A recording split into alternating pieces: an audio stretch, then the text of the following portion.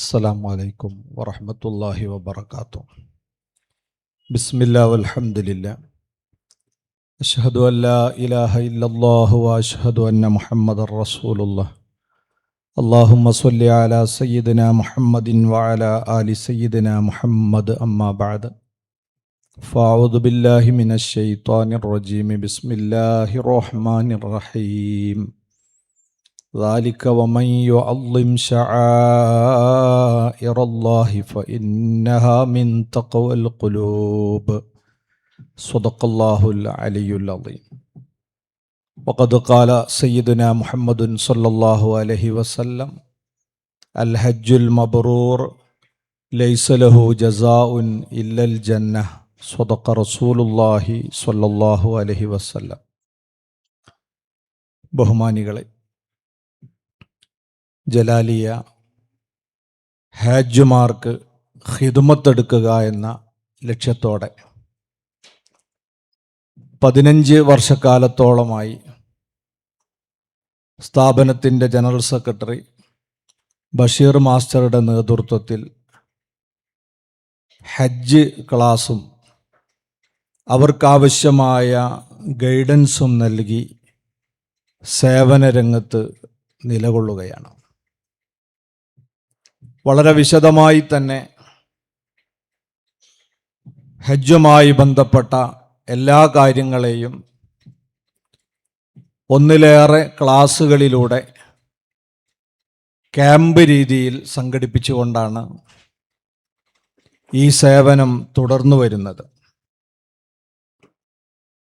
ഈ കൂട്ടത്തിൽ അധിക ആളുകളും ഗവൺമെൻറ്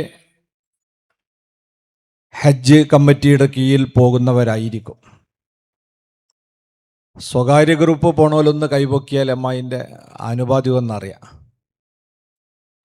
2, 4, 6, 8, 10 സ്ത്രീകൾ ഒട്ടത്തുന്നൊരു 5-8 ആളുണ്ട് അല്ലേ? ഒരു 10-20 ആളുകളെ ഈ കൂട്ടത്തിൽ സ്വകാര്യ ഗ്രൂപ്പിലുള്ളവരുള്ളൂ.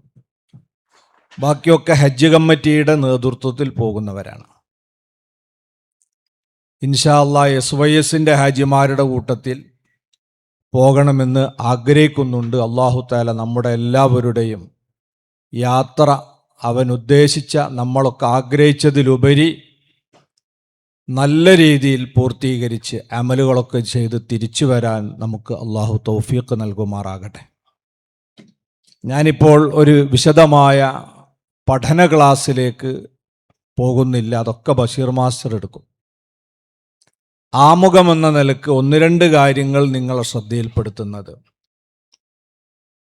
നമ്മളൊക്കെ ഓർമ്മ വച്ച കാലം മുതൽ ആഗ്രഹിച്ചുകൊണ്ടിരിക്കുന്ന ഒരു സംഗതിയാണ് പരിശുദ്ധ കഅബ ഒന്ന് കാണുക എന്നത്.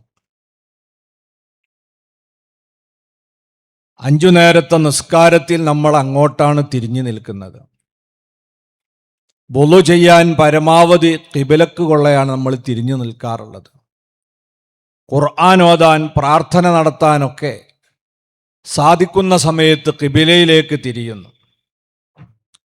ഒരു മനുഷ്യൻ മരണപ്പെട്ടാൽ നിർബന്ധമായും ഖിബിലക്ക് തിരിച്ച് തന്നെ അവനെ കിടത്തണം. ഇങ്ങനെ അഭേദ്യമായ ഒരു ബന്ധം പരിശുദ്ധ കഅബയുമായി ഓരോ വിശ്വാസിക്കുമുണ്ടെങ്കിൽ ആ കഅബയെ ഒന്ന് നേരിട്ട് കാണാൻ, സ്പർശിക്കാൻ, അതിനെ ഒന്ന് വലയം വെക്കാൻ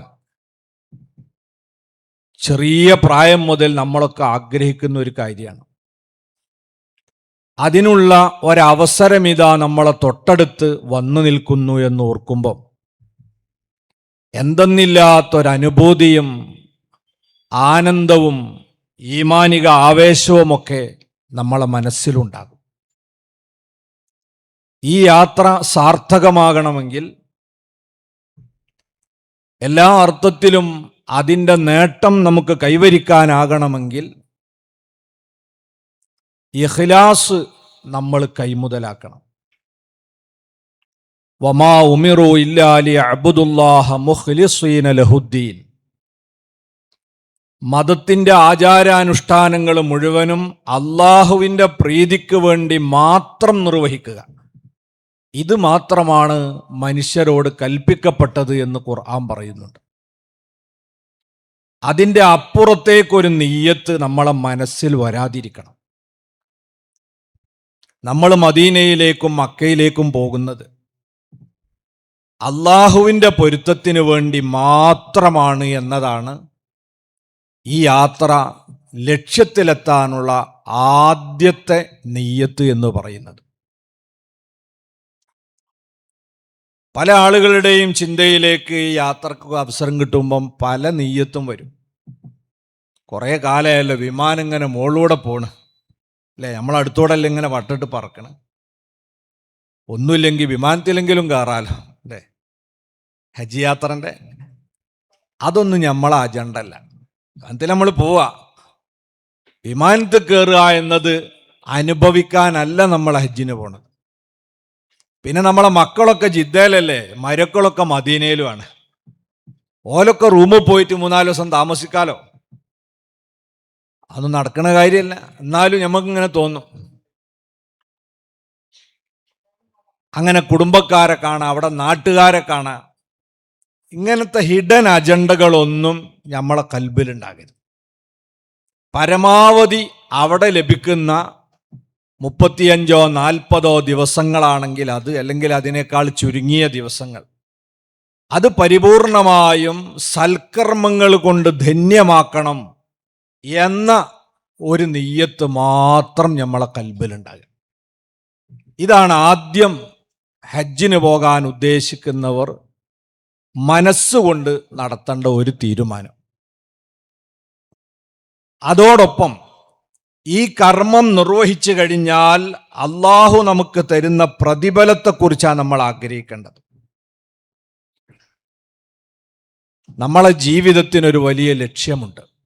ആ ലക്ഷ്യം എന്താണ്? നമ്മളെ മനസ്സിൻ്റെ ഉള്ളിലുള്ള 4 ആഗ്രഹങ്ങൾ അത് നേടിയെടുക്കുക എന്നാണ്. എന്താണ് ആ 4 ആഗ്രഹങ്ങൾ? ഒന്ന്, മരിക്കാതെ ജീവിക്കണം എന്നുള്ളതാണ്. ഇതെല്ലാവരും മനസ്സിലുണ്ട്. മരിക്കാൻ ആർക്കും പൂതിയില്ല. പക്ഷേ ദുന്യാവിൽ അത് നടക്കൂല എന്നൊരറിവുള്ളത് കൊണ്ട് നമ്മളത് ആരോട് പറയലില്ല എന്നേ ഉള്ളൂ. നമുക്ക് ആഗ്രഹമുണ്ട് മരിക്കാതെ ജീവിക്കാൻ. എല്ലാ മനുഷ്യൻ്റെയും ഉള്ളിലുള്ള ഈ ആഗ്രഹം എന്നാണോ സാക്ഷാത്കരിക്കാൻ കഴിയുന്നത്, അവിടെയാണ് നമ്മുടെ ജീവിതം ലക്ഷ്യത്തിലെത്തിച്ചേരുക. ഇസ്ലാം പറയുന്നു, മരിക്കാത്തൊരു ജീവിതം നമുക്ക് വരാനുണ്ട്. രണ്ടാമത്തെ നമ്മളെ ആഗ്രഹം എന്താ? എന്നും നമ്മുടെ ആരോഗ്യം നിലനിൽക്കണം. രോഗം പിടിച്ച് കിടപ്പിലായി പോകൽ ആരെങ്കിലും ഇഷ്ടപ്പെടും? ഇല്ല. എല്ലാവർക്കും ആഗ്രഹം ആരോഗ്യത്തോടെ നിലനിൽക്കണം എന്നാണ്. അത് നേടിയെടുക്കുമ്പോഴാണ് നമ്മുടെ ജീവിതം ലക്ഷ്യത്തിലെത്തിച്ചേരുക. മൂന്നാമത്തെ നമ്മുടെ ആഗ്രഹം, നമ്മുടെ യൗവനം എന്നെന്നും നിലനിൽക്കണം. പ്രായമാകുക എന്നുള്ളത് ആർക്കും ഇഷ്ടമല്ല. അതുകൊണ്ടല്ലേ വയസ്സ് ചോദിച്ചാൽ നമ്മൾ അങ്ങനെ പറയില്ലല്ലോ അല്ലേ. ഒരു 10-8 കൊല്ലമൊക്കെ നമ്മൾ 50 വയസ്സ് മേലും കൂലേ, 50 കയ്യണ്, 50ൻ്റെ അടുത്ത് എത്തണെന്ന് പറഞ്ഞിട്ടൊരു 10 കൊല്ലമൊക്കെ നോക്കും നമ്മൾ. ഇനി അഥവാ വയസ്സാകുന്നുണ്ട് എന്ന് തോന്നിപ്പിക്കുന്ന വല്ല അടയാളങ്ങളും വന്നാലും അത് മായ്ച്ചളയാൻ ശ്രമിക്കൂലേ. അതുകൊണ്ട് നമ്മളെ ആഗ്രഹമാണ് വയസ്സാകരുത് എന്ന്. അങ്ങനത്തെ ഒരു ആഗ്രഹം നമുക്ക് ഉണ്ടെങ്കിൽ അത് നേടുമ്പോഴാണ് നമ്മൾ ലക്ഷ്യത്തിലെത്തുക. നാലാമത്തെ നമ്മളെ മോഹം എന്താണ്? എന്നും സുഭിക്ഷമായി നമുക്ക് ജീവിക്കാൻ കഴിയണം. ഒരു ദാരിദ്ര്യം ഉണ്ടാകരുത്. ഒന്നിനും ഒരു മുട്ടും തടയില്ലാതെ എല്ലാം ഭംഗിയായി പോകണം. നല്ല സമ്പന്നത, സുഭിക്ഷത, ഇത് നമ്മളൊക്കെ ആഗ്രഹിക്കുന്നതാണ്. ഇസ്ലാം പറയുന്നത് ഈ 4 ലക്ഷ്യവും മനുഷ്യന് കിട്ടൂ. എപ്പോഴാണ് കിട്ടുക? സ്വർഗത്തിലേക്ക് നമ്മൾ അങ്ങോട്ട് കടന്നാൽ. അള്ളാഹുവിൻ്റെ റസൂൽ സ്വല്ലല്ലാഹു അലൈഹി വസല്ലം നിങ്ങൾ പറയുന്നുണ്ട്, ഇദാ ദഖല അഹ്ലുൽ ജന്നത്തിൽ ജന്നത യുനാദി മുനാദ്. സ്വർഗവാസികൾ സ്വർഗത്തിലേക്ക് കടന്നു കഴിഞ്ഞാൽ ആദ്യമായി അവിടെ നിന്ന് ഒരു മലക്കിൻ്റെ അനൗൺസ്മെന്റ് കേൾക്കും, ഇന്ന ഫിൽ ജന്നത്തി അൻ തഹ്യൗ വലാ തമൂതു അബദാ. തീർച്ചയായും സ്വർഗത്തിൽ ഇനി നിങ്ങൾ കാലാകാലം ജീവിക്കുകയാണ്. ഇനി ഇവിടെ മരണമില്ല. അള്ളാഹു നമ്മളെ അവിടെ എത്തിച്ചു തരട്ടെ, മരണമില്ലാത്ത സ്വർഗം. പിന്നെ പറയുന്നു ഇന്ന ഫിൽ ജന്നത്തി അൻ തശിബ്ബു വലാ തഹ്റമൂ അബദാ. ഇനി മുതൽ സ്വർഗത്തിൽ നിങ്ങളെല്ലാവരും യുവാക്കളാണ്, യുവതികളാണ്. ഇനി പ്രായാധിക്യം ഇവിടെ നിങ്ങളെ അലട്ടുകയില്ല. എല്ലാ സ്വർഗവാസികളും 33 വയസ്സ് പ്രായമായിരിക്കും അത്രേ. എന്ന് പറഞ്ഞാൽ യുവത്വത്തിൻ്റെ നടുക്കഷ്ണാണത്. ബുദ്ധിപരമായും ഉണർവും ഉന്മേഷവും ഓജസ്സും തേജസ്സും ഒക്കെ ഉള്ള സമയമാണ് ആ സമയം. ആ പ്രായം തന്നെ അവിടുന്ന് ഒരു ഇഞ്ച് മേലോട്ട് കടക്കുക. ഇത് കേട്ട് ഇങ്ങനെ സന്തോഷിക്കുമ്പോഴാണ് മൂന്നാമത്തെ അനൗൺസ്മെന്റ്, ഇന്നലക്കും അൻ തസ്ഹു വലാ തസ്ഖമൂ അബദാ. ഇന്നു മുതൽ നിങ്ങളെല്ലാവരും നല്ല ആരോഗ്യവാന്മാരാണ്. ഒരാളും രോഗി സ്വർഗത്തിലുണ്ടാവില്ല. ദുനിയാവിലെ രോഗമൊന്നും നമ്മൾ വിഷയാക്കേണ്ടതില്ല. അതൊക്കെ ഈ ജീവിതകാലം എന്ന് പറഞ്ഞാൽ ഇന്നും നാളെയും എന്ന് പറഞ്ഞ ദിവസം അതാണ് കഴിഞ്ഞ് സ്വർഗത്തിലെത്തിയാൽ ഒരു ക്യാൻസറും ഇല്ല, ഒരു എയ്ഡ്സും ഇല്ല, ഒരു കിഡ്നി രോഗവും ഇല്ല, ഒരു ഉരവേദനയില്ല, ഒന്നുമില്ല. അള്ളാഹു നമുക്ക് ആഫിയത്ത് തരട്ടെ. നാലാമതായി മലക്കിന്റെ അനൗൺസ്മെന്റ് വൈന്നലക്കും അൻ തൻഅമു വലാ തൈഅസു അബദാ. ഇനി നിങ്ങൾക്ക് സ്വർഗത്തിൽ എല്ലാ വിധത്തിലുമുള്ള അനുഗ്രഹങ്ങളാണ്. എന്താണോ ആഗ്രഹിക്കുന്നത് അതൊക്കെ ഉണ്ടാവും. ലഹും മാ തശാഊന ഇൻദ റബ്ബിഹിം ലഹും മാ യശാഊന ഇൻദ റബ്ബിഹിം. എന്താണോ അവർ ആഗ്രഹിക്കുന്നത് അത് അവിടെ കിട്ടും. ഇതാ സ്വർഗത്തിന്റെ പ്രത്യേകത. തേടിപ്പോകണ്ട. എല്ലാം കണക്ട് ചെയ്തത് നമ്മളെ മനസ്സുമായിട്ടാണ്. ആഗ്രഹിക്കുന്നത് കൈവെള്ളയിലേക്ക് വരുന്ന ഇന്നക്ക ല തറത്തൊയ്റ. നബി സല്ലല്ലാഹു അലൈഹി വസല്ലം പറയുന്നുണ്ട്, സ്വർഗത്തിലൂടെ പക്ഷി ഇങ്ങനെ വട്ടമിട്ട് പറക്കുന്നത് നീ കാണും. ഫതസ്തഹി, അതിൻ്റെ മാംസം ഒന്ന് തിന്നണല്ലോ എന്നൊരു പൂതി മനസ്സിൽ വരും. ഉടനെ അതാ ഫതഖിറു മശ്വിയം ബൈന യദൈക്, ആ പക്ഷി ചുടപ്പെട്ട വിധത്തിൽ അതിൻ്റെ മാംസം നിന്റെ മുന്നിലേക്ക് വരും. എല്ലാം അങ്ങനെ മനസ്സിലാട് മോഹിച്ച ഇങ്ങോട്ട് വരും. അങ്ങനെയുള്ള ലോകമാണ് സ്വർഗം. ആ സ്വർഗം നേടിയെടുക്കുക എന്നാണ് ഒരു മുസ്ലിമായ മനുഷ്യന്റെ ജീവിത ലക്ഷ്യമെങ്കിൽ അതിലേക്കുള്ള ഏറ്റവും നല്ലൊരു ഉപാധിയാണ് അൽ ഹജ്ജുൽ മബ്റൂർ ലൈസ ലഹു ജസാഉൻ ഇല്ലൽ ജന്ന. ഒരു കുറ്റവും കലരാത്ത നല്ല സ്വഹീഹായ വിധത്തിൽ നിർവഹിക്കുന്ന ഹജ്ജ്, അതിന് സ്വർഗമല്ലാതെ വേറെ പ്രതിഫലമൊന്നുമില്ല. അള്ളാഹു നമുക്ക് സൗഭാഗ്യം ചെയ്യട്ടെ. ഹജ്ജിലൂടെ നമ്മൾ നേടാൻ പോകുന്നത് സ്വർഗമാണ്. അതിന് പറ്റിയ രീതിയിൽ കുറ്റമറ്റ വിധത്തിൽ അത് നിർവഹിക്കണം എന്നതാണ് രണ്ടാമതായി നമ്മളെ മനസ്സിലുണ്ടാകേണ്ടത്. മുത്തനബി പിന്നെയും പറയുന്നുണ്ട്, മൻ ഹജ്ജ ഫലം യർഫുസ് വലം യഫ്സുഖ് റജഅക യൗമ വലദതുഹു ഉമ്മുഹു. ആരെങ്കിലും ഹജ്ജിന് പുറപ്പെട്ടു, വാക്കാൽ അവൻ അനാവശ്യ അശ്ലീലങ്ങളൊന്നും പറഞ്ഞില്ല, ഒരാളെയും കുറ്റപ്പെടുത്തിയില്ല, പഴിച്ചു പറഞ്ഞില്ല. ഹജ്ജിനൊക്കെ വരുമ്പം പല നാട്ടുകാരുണ്ടാവും, പല വേഷക്കാരുണ്ടാവും, കുളിക്കുന്നവരുണ്ടാവും, കുളിക്കാത്തവരുണ്ടാവും, പലരും ഉണ്ടാവും. ഒരാളെയും കുറ്റം പറയണ്ട. തിക്കുണ്ടാവും, തിരക്കുണ്ടാവും, കാലിന് ചവിട്ടും, എന്നാലൊന്നും ആരെയും പഴിക്കണ്ട. അങ്ങനെ വാക്കാൽ ഒരനാവശ്യവും പറയാതെ, വലം യഫ്സുഖ്, പ്രവൃത്തിയാലും ഒരു അനാവശ്യവും ചെയ്യാതെ ഒരാൾ ഹജ്ജ് നിർവഹിച്ചാൽ റജഅ കയൗമ വലദതുഹു ഉമ്മുഹു, ഉമ്മ പ്രസവിച്ച ദിവസം എങ്ങനെയാണോ, ഒരു പാപത്തിന്റെ തരിമ്പ് പോലും നമ്മളെ ശരീരത്തിൽ ഉണ്ടാവില്ല, ആ വിധത്തിൽ ശുദ്ധരായി അവർ ഹജ്ജ് കഴിഞ്ഞ് മടങ്ങി വരും. അള്ളാഹു സൗഭാഗ്യം നൽകുമാറാകട്ടെ. ഹജ്ജിന്റെ മറ്റൊരു ശ്രേഷ്ഠത അതാണ്, നമ്മളെ പാപങ്ങളൊക്കെ പുറത്തു കിട്ടും. ഇതിനും പുറമെ മുത്തുനബി പറയുന്നു, അൽ ഹുജ്ജാജു വൽ ഉമ്മാറു വഫ്ദുല്ലാഹ്. ഹജ്ജിന് വരുന്ന ആളുകളും ഒരു നാട്ടിൽ നിന്ന് ഉംറക്ക് പോകുന്ന ആളുകളും ആ നാട്ടുകാരുടെ മൊത്തം പ്രതിനിധികളായി അള്ളാഹുവിൻ്റെ അടുക്കൽ ചെല്ലുന്നവരാണ്. അതുകൊണ്ട് തന്നെ ഇൻദഅഹു അജാബഹും, പ്രതിനിധിയായി ചെല്ലുന്ന ആളുകൾ അവിടെ വെച്ച് പ്രാർത്ഥിച്ചാൽ അള്ളാഹു ആ പ്രാർത്ഥനയ്ക്ക് ഇജാബത്ത് നൽകും. വ ഇനിസ്തഗ്ഫറൂഹു ഗഫറ ലഹും, അവർക്ക് വേണ്ടി മാപ്പ് ചോദിച്ചാൽ അള്ളാഹു മാപ്പ് കൊടുക്കും. അപ്പം നമ്മൾ ഹജ്ജിന് പോകുക എന്ന് പറഞ്ഞാൽ നമ്മളെ കാര്യം മാത്രം പറയാൻ പോവല്ല. ഒരു മഹലിൽ നിന്ന് 2 ആൾ ഹജ്ജിന് പോകുന്നുണ്ടെങ്കിൽ ആ മഹലിൽ താമസിക്കുന്ന 1500 മെമ്പർമാരുടെ പ്രതിനിധികളാണ്. ഞാൻ എൻ്റെ കാര്യമൊക്കെ അവിടെ പറയട്ടെ എന്നല്ല, അവിടെ പോയിട്ട് ഈ നാട്ടുകാരുടെ കാര്യമോ എല്ലാവരുടെ കാര്യവും പറഞ്ഞാൽ അത് അള്ളാഹ് സ്വീകരിക്കാൻ റെഡിയാണ്. അള്ളാഹു നമ്മളെ കാണുന്നത് നമ്മൾ ഒറ്റക്കായിട്ടല്ല, ഓരോ നാടിൻ്റെയും പ്രാതിനിധ്യം അനുസരിച്ചാണ്. ആ ഓർമ്മ നമുക്കൊക്കെ ഉണ്ടാകണം. മുത്തുനബി പിന്നെയും പറയുന്നു, യുഗ്ഫറു ലിൽ ഹാജി വലിമൻ ഇസ്തഗ്ഫറ ലഹുൽ ഹാജു, അള്ളാഹു മാപ്പ് കൊടുക്കും ഹജ്ജ് ചെയ്യുന്ന ആൾക്കും.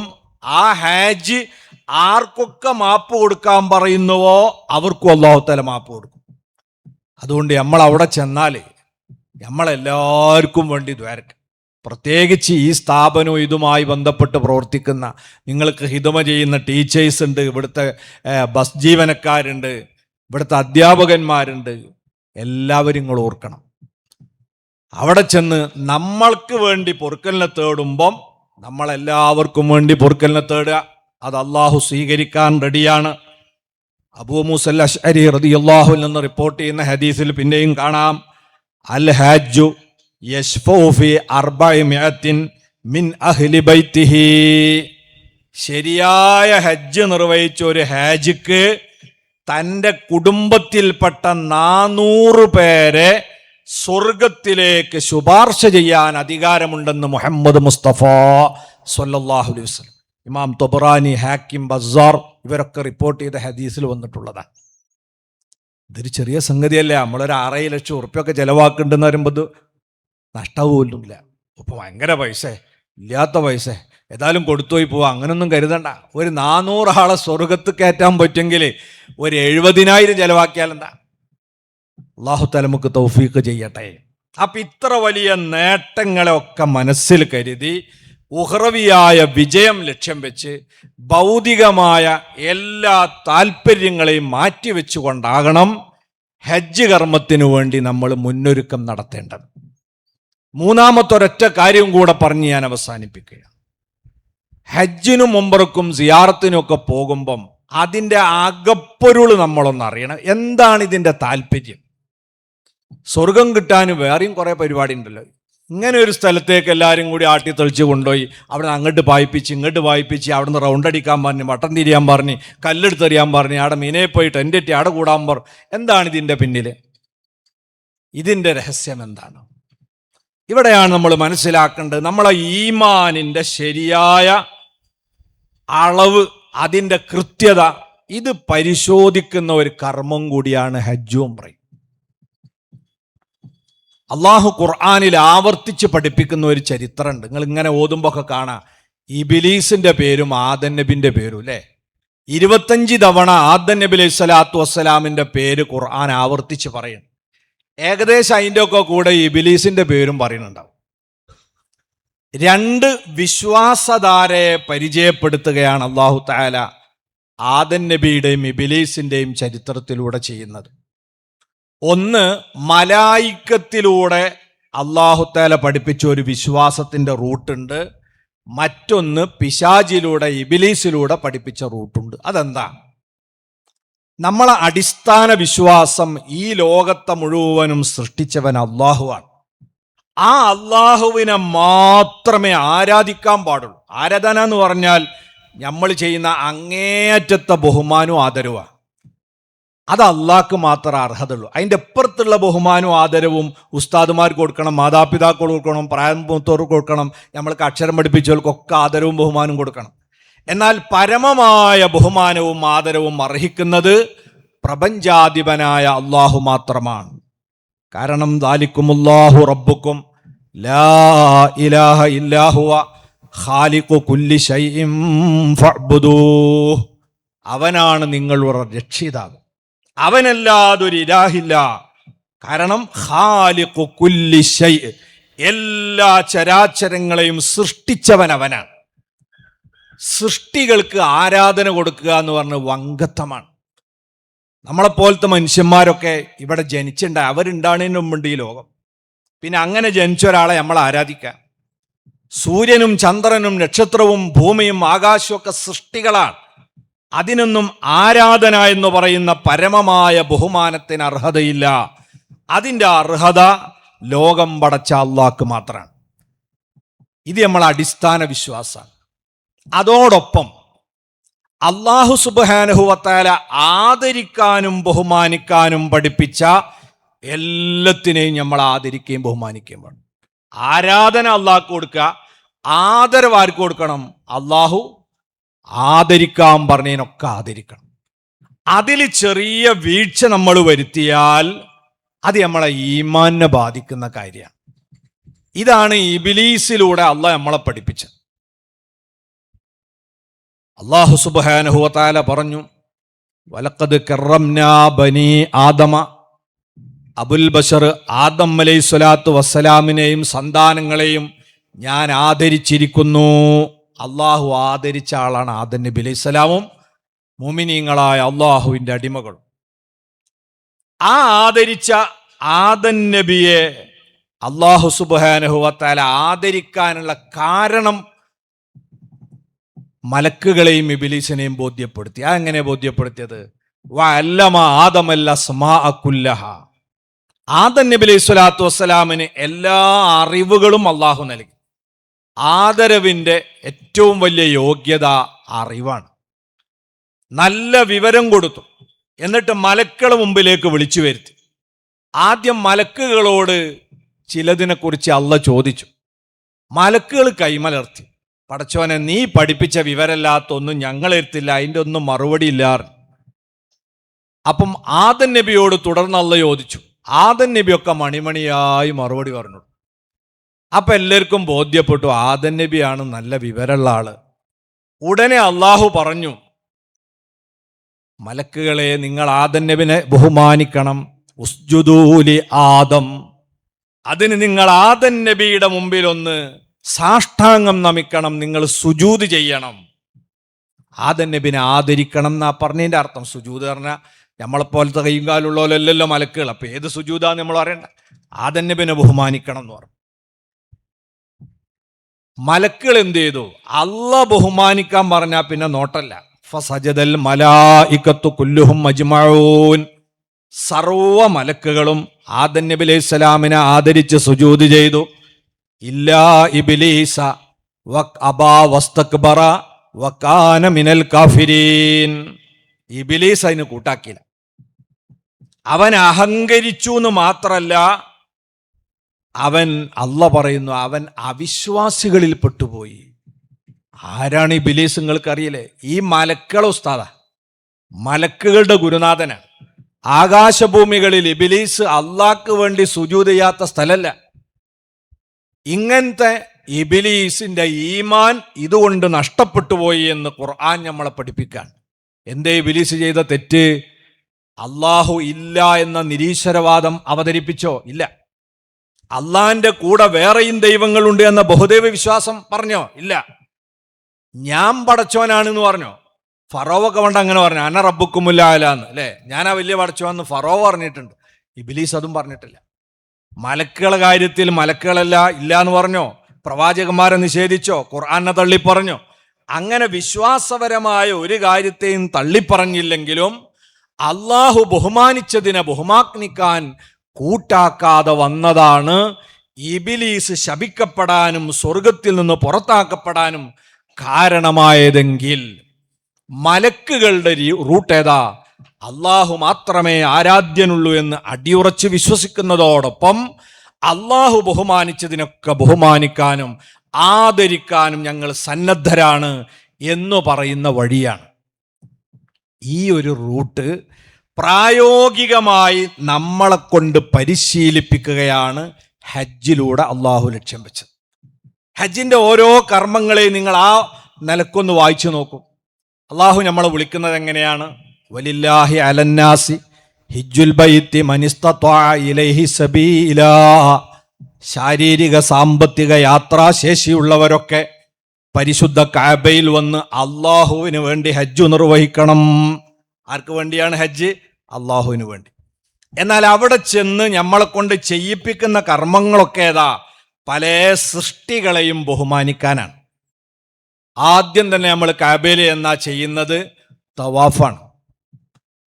ഉംറ നിയ്യത്ത് ചെല്ലുകയാണെങ്കിൽ ഉംറന്റെ തവാഫാണ്. മദീനയിൽ നിന്ന് ഹജ്ജിന് നിയ്യത്തിച്ച് വരുവാണെങ്കിൽ ഖുദൂമിന്റെ തവാഫാണ്. ഏതായാലും തവാഫ് കൊണ്ടാ തുടങ്ങാം.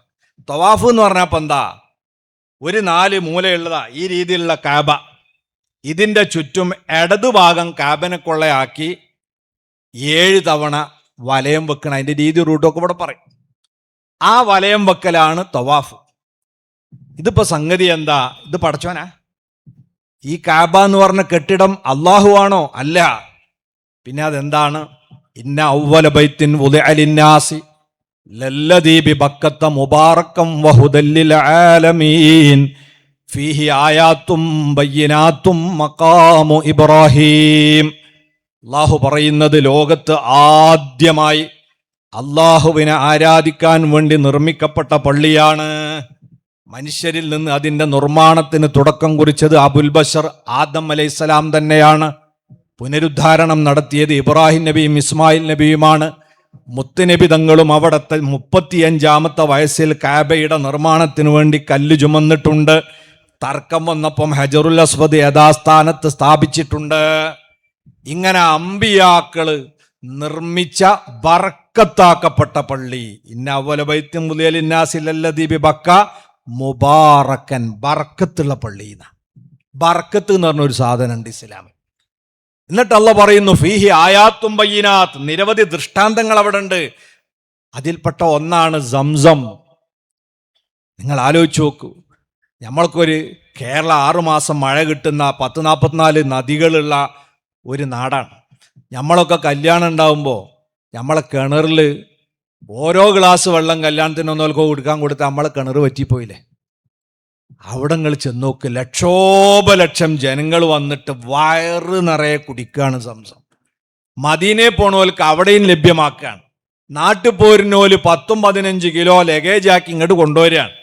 എന്നിട്ട് വല്ല പ്രയാസം ഉണ്ടാണ്? ഒരൊറ്റ കിണറിലെ വെള്ളം കൊണ്ടാണ് ഈ കളിയൊക്കെ. അത് അള്ളാഹു വ്യക്തമായ ഒരു ദൃഷ്ടാന്തമായി നമ്മൾ മുമ്പിൽ വെച്ചതാണ്. മുബാറക്കായ വെള്ളമാണ്.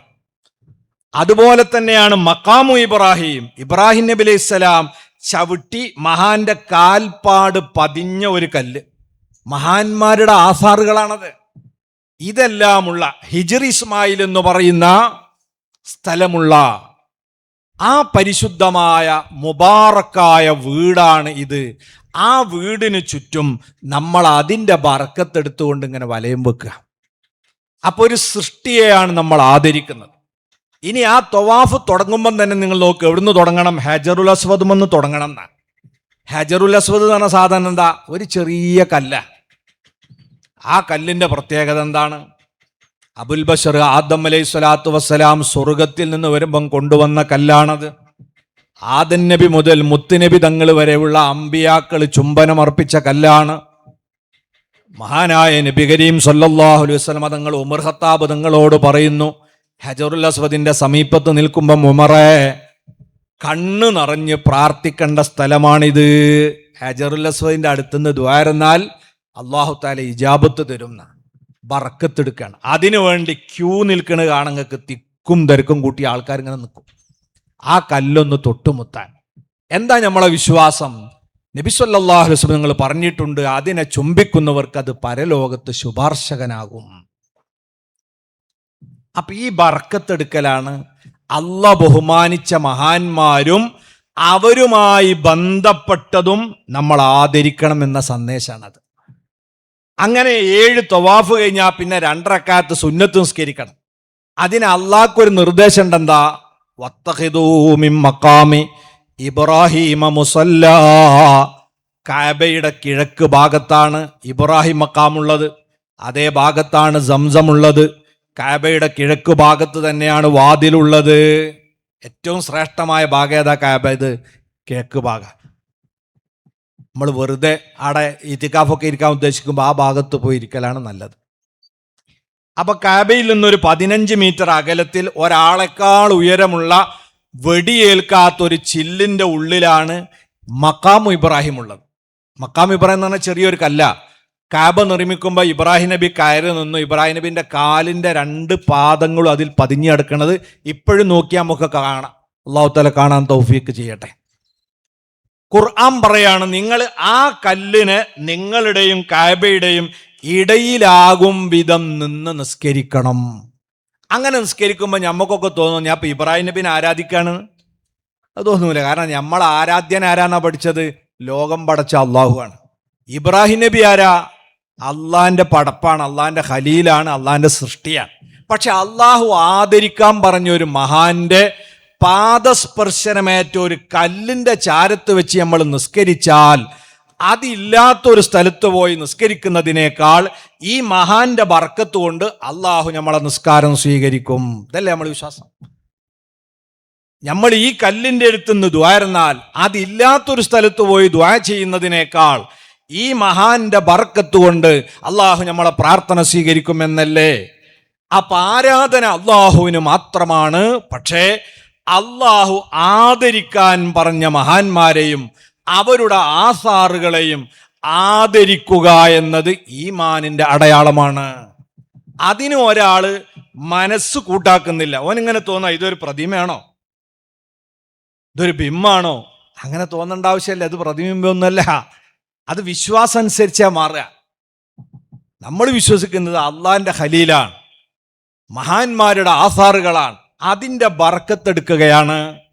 ഇനി നോക്കൂ നിങ്ങൾ, ആ നിസ്കാരം കഴിഞ്ഞാൽ പിന്നെ നമുക്കുള്ള ഒരു സുന്നത്തായ കർമ്മം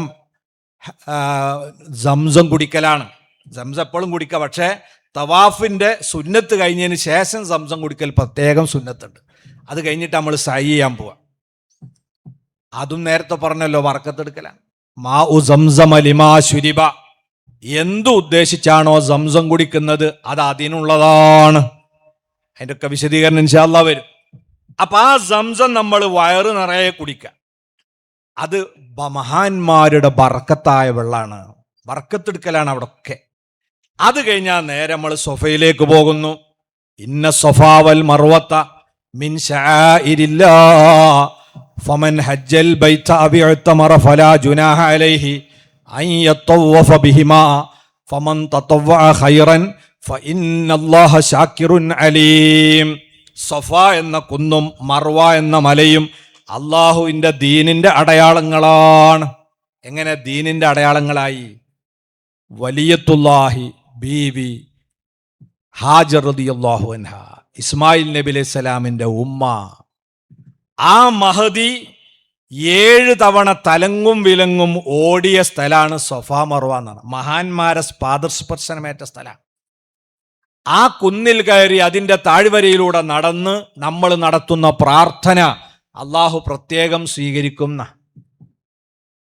അതെന്താ അതിൻ്റെ കാരണം? മഹാന്മാരുടെ ബർക്കത്താണ്. അപ്പൊ എല്ലാം മഹാന്മാരുമായി ബന്ധപ്പെട്ട ആധാറുകളാണ് അവിടെ ഉള്ളത്. ഇനി നമ്മൾ ഹജ്ജിന്റെ പ്രധാനപ്പെട്ട കർമ്മം എന്താ? അൽ ഹജ്ജു അറഫ. ഞാൻ വിശദീകരിച്ച് പറയണില്ല. ഹജ്ജ് എന്ന് പറഞ്ഞാൽ അറഫയാണ്. അതാണ് അതിൻ്റെ മർമ്മം എന്നർത്ഥം. എന്താ അറഫ എന്ന് പറഞ്ഞത്? അതൊരു പ്രദേശമാണ്. ഏകദേശം ഇവിടുന്ന് വായക്കാട് വരെയൊക്കെ വലിപ്പമുണ്ടാവും.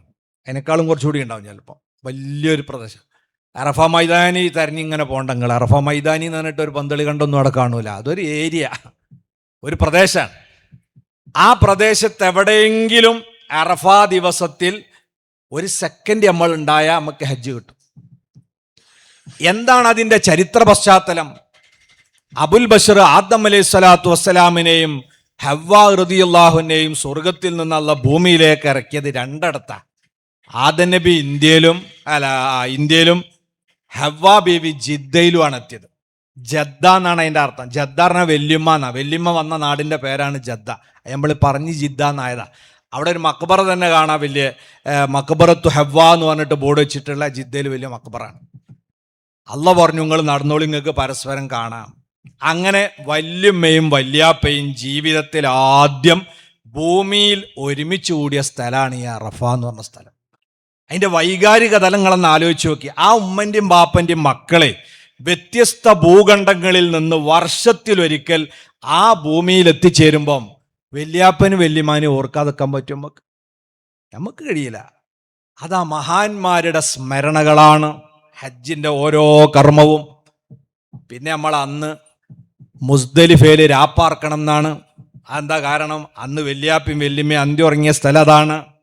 മിനയിൽ രാപ്പാർക്കലും ജംറയിൽ കല്ലേറുമുണ്ട്. അതാരുടെ ഓർമ്മകളാണ്?